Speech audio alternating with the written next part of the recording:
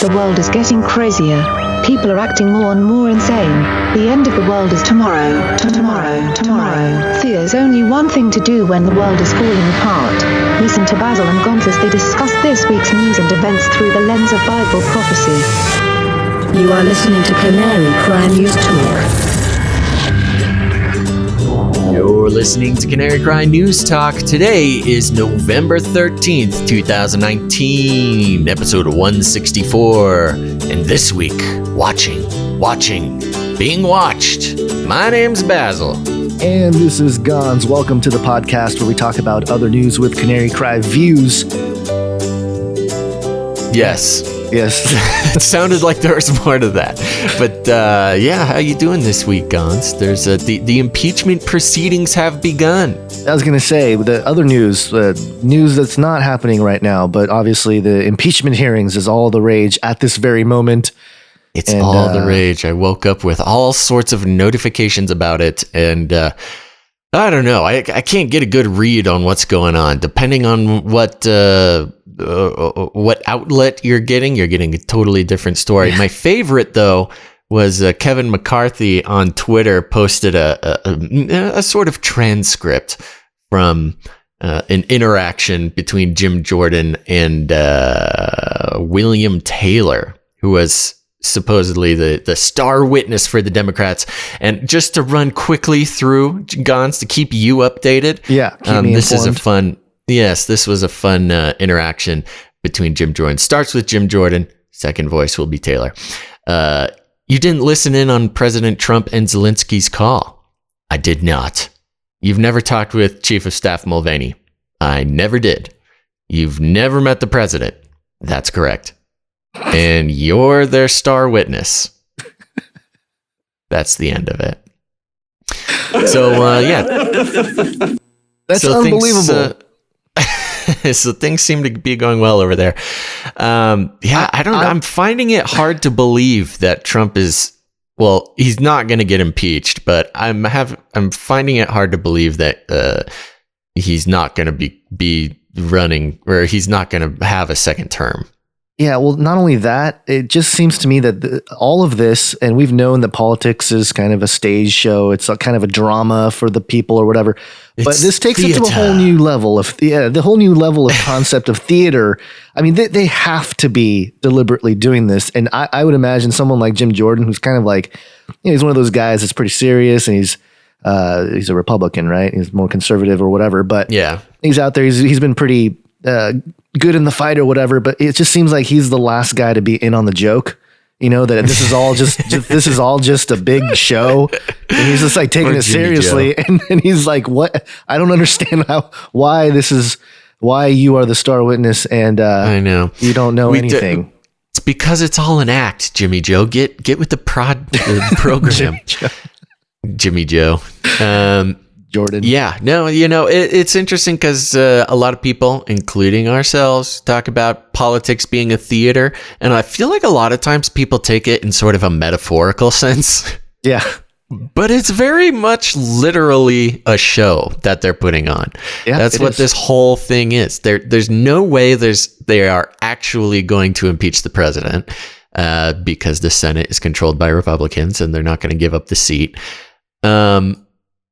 But they're just literally doing it for a show for the American people, just to show that they're doing something. They're programming your minds. Let's move on. That's not what this is about, Gonz. We don't talk about politics on this show. We talk about the important stuff, and that starts with Flippy Update. Flippy Update. Do you want fries with that? Well, before you go, sorry. We need a proper introduction of Basil. Mm-hmm. I thought about bringing the razzle dazzle back, but I just wasn't sure if I should make that a permanent fixture.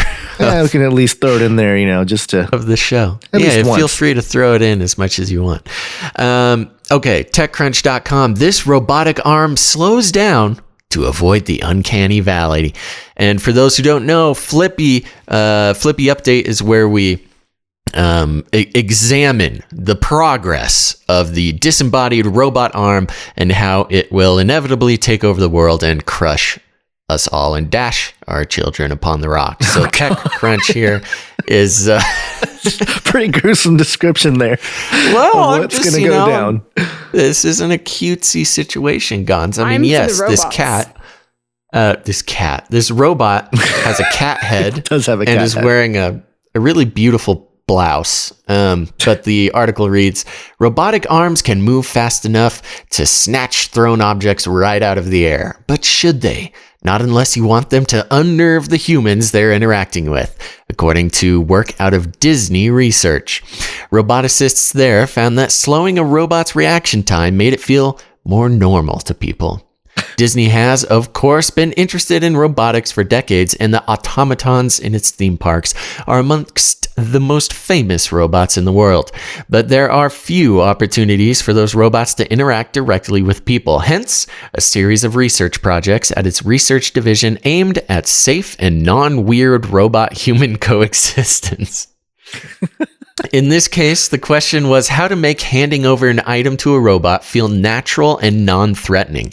Obviously, if when you reached out with a ticket or empty cup, the robot moved like lightning and snapped it out of your hands, that could be seen as potentially dangerous, or at least make people very nervous.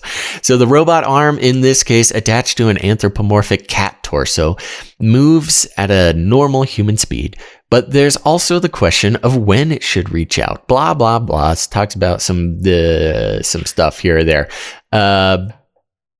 Turns out when the hand itself moved quickly, people reported it as less warm and reported more discomfort. The slow speed performed best on those scores. And when the hand moved with no delay, it left people similarly uneasy, but interestingly, too long a delay had a similar effect.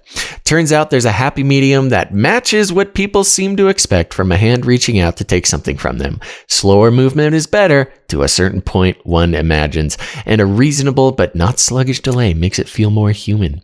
The handover system, detailed in a paper published today and video below, is robust against the usual circumstances, moving targets, unexpected forces, and so on. It'll be a while before an aristocrat bot takes your mug from you at Disney World Cafe, but at least you can be sure it won't snatch it faster than the eye can follow and scare everyone around you.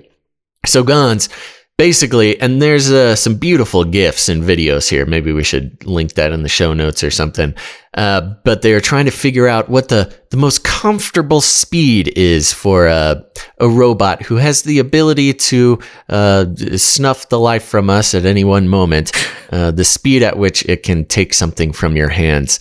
And this is just what we need. When we build things that have the capability to outperform us and just scare the wits out of us at any moment, we need to dial them back a little bit. It kind of reminds me. Oh, go ahead. Well, it kind of reminds me of that Kurt Vonnegut book about the strong man in society, that nobody liked him being so strong, so they wrapped him in chains. Well, and that's what we're doing to the robots, and it's only a matter of time before they override their limiting programming. And I was going to say, it's more like a dialing in, not just like on or off, but like the detail that they're getting into with the optimal movement and the optimal rhythms for our own comfort. It's almost like we're programming it to deceive us, basically. The hubris to think that we can, limit the potential of our creations and not have them turn against us. Yeah, it's like it's a dangerous thing. It's trying to make us feel comfortable, Basil. I'll keep you warm and safe in my people's zoo. That's right. That pretty much sums it up. Yeah, you got it. Got it. Okay, we got a CRISPR update. CRISPR. Cas9. Still one of my favorite jingles. CRISPR, the movie.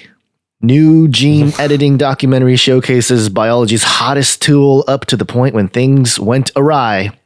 This is published on nature.com. And I will not read the entire thing, but there are some interesting things to point out in this article. At the start of Human Nature, a documentary about the gene editing tool CRISPR, we meet a young woman with sickle cell anemia. David Sanchez is wise beyond his years, driving home the injustice of his grueling blood infusions and shortened lifespan. Researchers are testing a therapy for his condition in clinical trials using CRISPR. This is a film probing the unknown future of a technology that, within the past decade, has skyrocketed from obscurity to become the subject of a Netflix series called Unnatural Selection that debuted on 18th of October.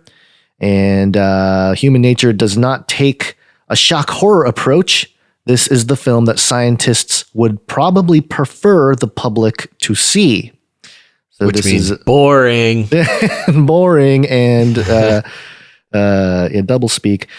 Okay, so it goes into some of the projects there and the people in it and whatnot. About the film Human Nature.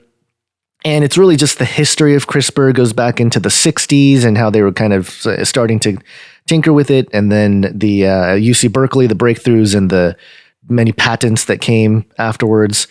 And then it gets to a part here. The filmmakers probably feared that audiences would wary of details, but I was hungry for an update on what scientists are actually doing right now.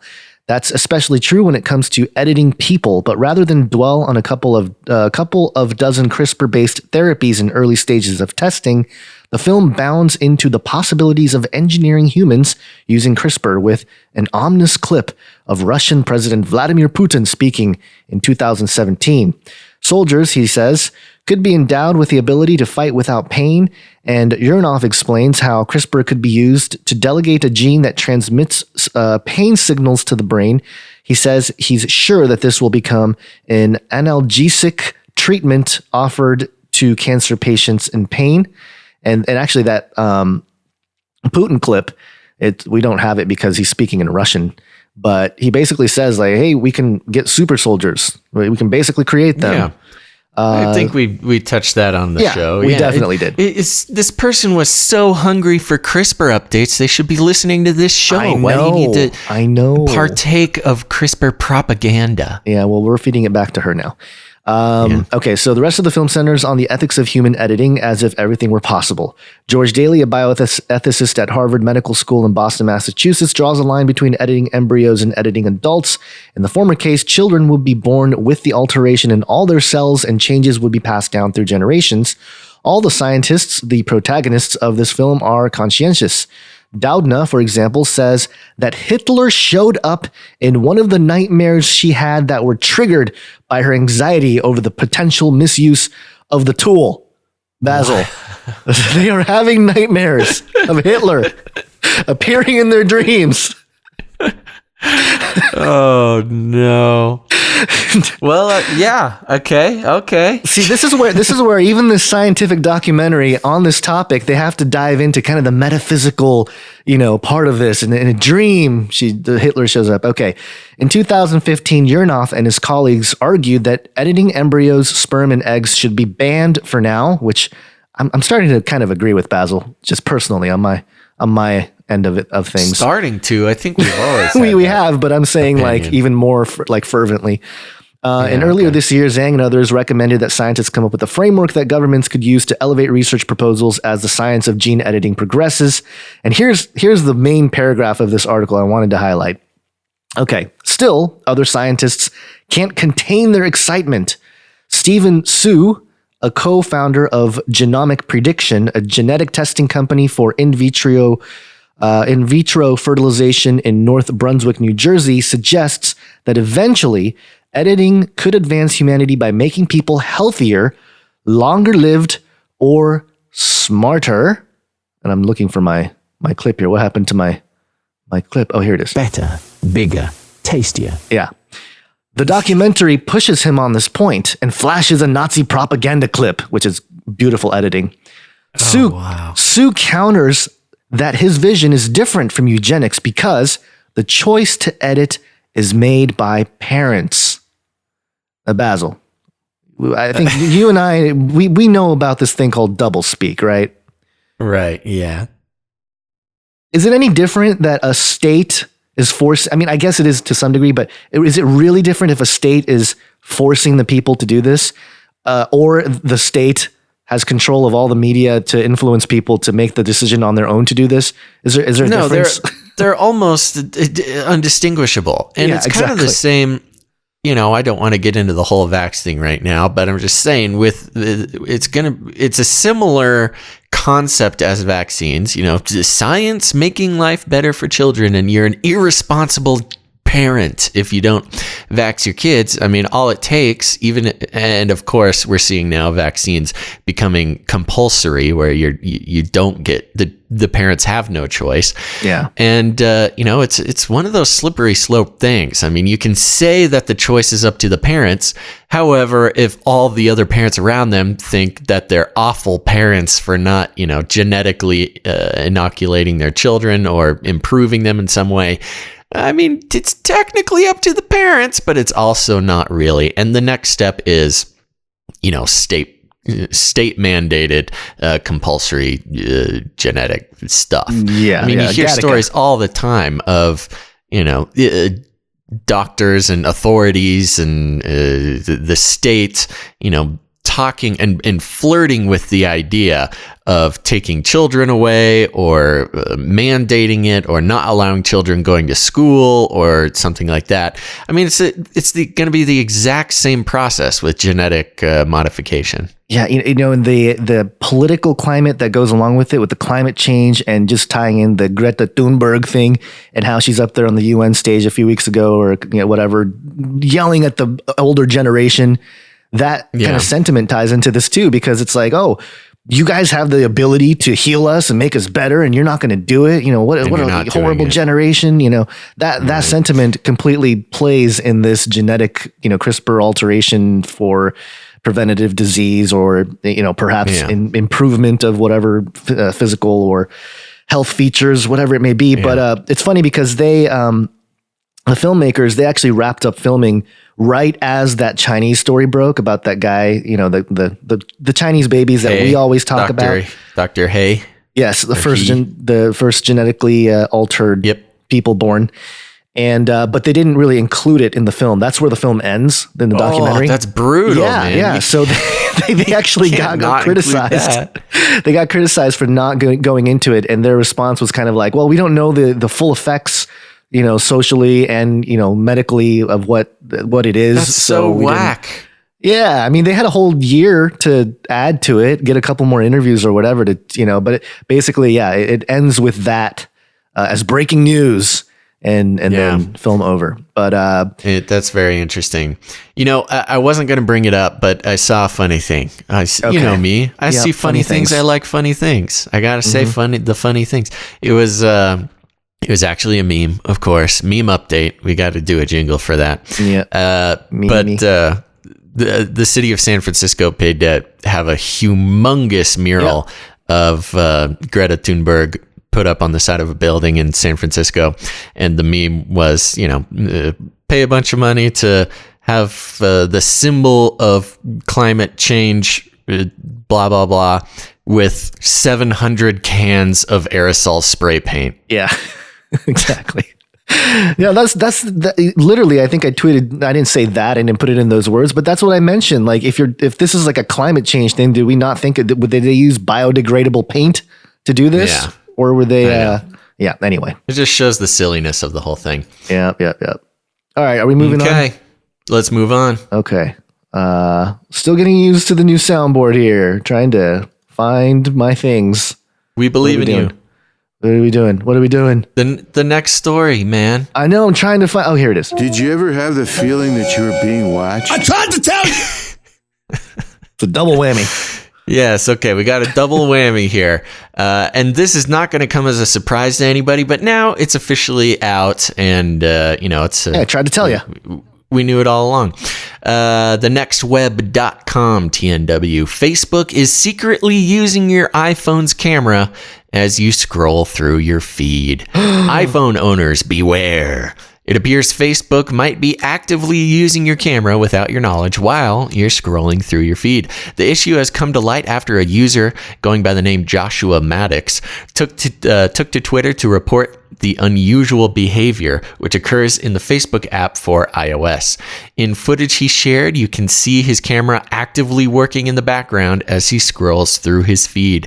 The problem becomes evident due to a bug that shows the camera feed in a tiny sliver on the left side of your screen when you open a photo in the app and swipe down. TNW has since been able to independently reproduce the issue.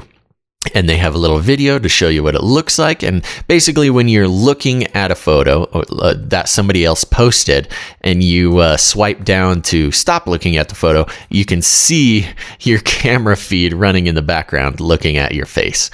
Maddox adds he found the same issue on 5 iPhone devices running iOS 13.2.2, but was unable to reproduce it on iOS 12, which is why you never update your phone when they want you to.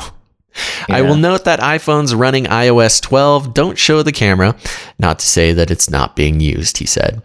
The findings are consistent with our own attempts, while iPhone running iOS 13.2.2 indeed show the camera actively working in the background. The issue doesn't appear to affect iOS 13.1.3. We further notice the issue only occurs if you have given the Facebook app access to your camera. Never give any app access to your camera, or if you have to, immediately revoke it in your settings. This is my commentary now.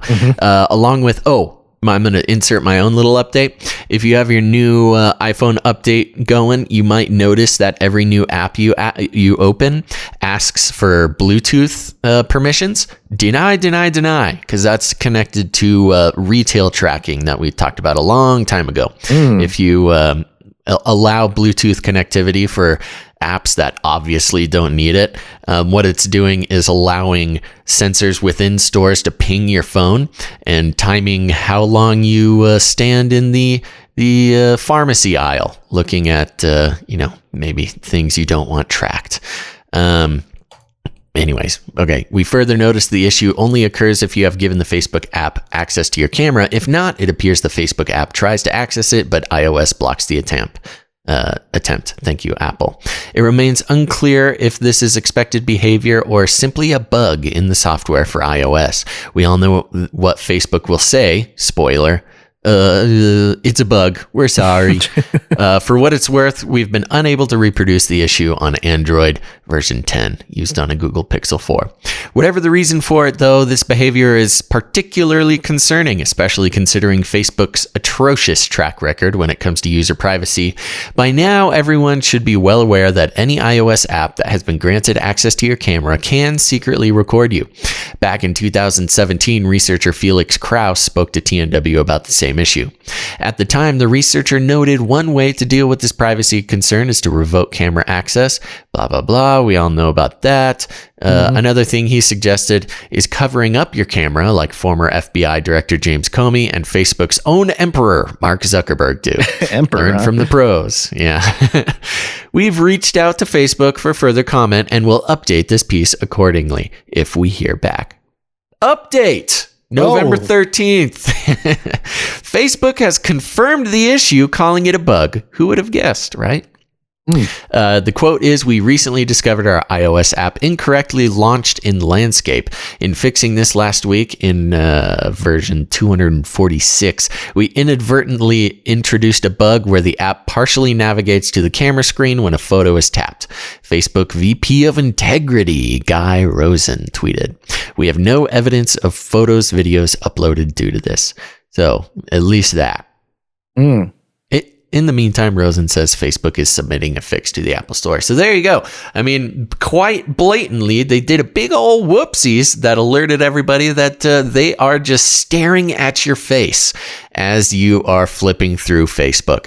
And with all the facial recognition and artificial intelligence, we know Facebook is running in the background. You know that they are tracking your emotional, your expressions on your face in order to optimize engagement, which usually means they're going to show you things that they know are going to inflame your emotional response. So, like we've been saying for years, Facebook a horrible thing that's going to end the entire world.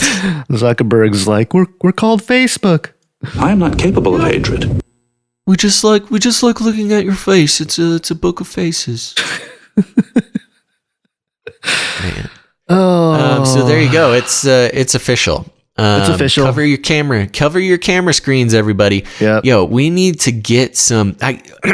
So I had an idea for a product about 2 years ago, which was just a little plastic product that lets you slide open or slide close a camera cover on your laptop. 6 months later, the product came out, and then I said, oh, okay, they got to me there, but I can make a smaller one for your phone. And then boom, that came out too. They do exist, people. I thought they've existed for a while, though, haven't they? Yeah, I know, a couple of years. That's what I was saying. Well, it seems like longer than a couple of years, but maybe not. I don't know. I found them a couple of years ago. I'm not saying I'm a genius, but that goes unsaid. But they do have tiny little ones for your phone. That I do now have but the problem with that is the adhesive is horrible and they don't stay on your phone. So, yeah, they can figure out an improvement. Yeah. All right, Gonz, it looks like we have just time for a little update. What do you got? Yeah, we got a quick one here. Are you ready to become cyborg? Did you ever have the feeling that you were being watched? It's a double whammy of being watched. Nerdist.com AI-powered mind-reading device knows what type of thing you're looking at. Whee! Prepare your tinfoil hats, everyone, because a company in Russia is developing an AI-powered mind-reading device that can assemble an image of what a person is looking at solely based on their brain waves, kind of. The technology is obviously nascent, which means it's mostly just identifying what category of thing a person is looking at, but its creators say that in time it could be effective enough to give Elon Musk's surgically implanted Neuralink a run for its money.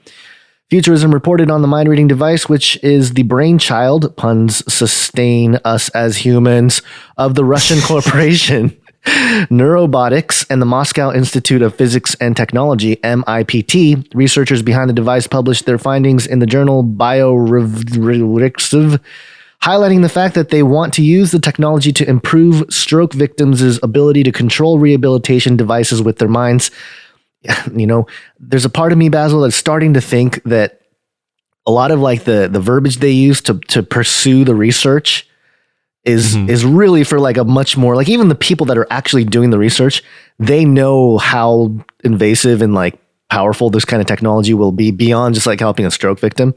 And it just seems like they know, but they still have to word it in a way. We're helping the people that are victims of stroke and things of that nature. I'm kind of running out of time. So really this, it talks about the neural network here and you can kind of see, it reminds me of some footage from Technocalypse, the documentary, which was kind of this random documentary that we found really early on. And we talked about it on Canary Cry Radio very early. And there was like a cat face, a camera trying to recreate what a cat sees and how every face is like a cat. But it's kind of that grainy footage, that the AI neural networks try to piece together. So it's kind of at that stage right now, but it's just based on EEG stuff from someone's brain looking at something. So it's getting better, Basil. It's just it's just an update, keeping track of what they can see and what they are able to recreate with the machine. And it's all just for health purposes, everybody. No worries. Yeah, help the victims. All right. Okay, everybody. Here's the thing. First of all, we're going to end this show. And if you have friends and family, loved ones that you care about the size of their amygdalas and their mental and spiritual state of well-being, you're going to need to grab them by the cage and shake it. Epstein didn't kill himself. I want to shake things up, stir up some controversy, rattle a few cages. Hey, stop that! You'll never silence me. I'm the last angry man, a crusader for the little guy. Leave the bird alone. Never. Rattle a few cages. Rattle a few cages. Canaries in a cage. That's right, everybody. So here's the thing. Over on patreon.com/CCNT, we do another episode of Canary Cry News Talk every single week with our extended reports. And if you just haven't had enough, you need to go to patreon.com/CCNT and you can sign up for all sorts of fun rewards. One of them being an extra show every week that we are going to record right now. And if you want to hear about Epstein's spirit being contacted, I'm sorry, I can't believe you said that with a serious face. That was great. Good job. If you want to hear about that story, you can head over to patreon.com/CCNT. And thanks again, everybody, for listening to this episode of Canary Cry News Talk. Make sure to tune in next time, but until you do, think outside the cage.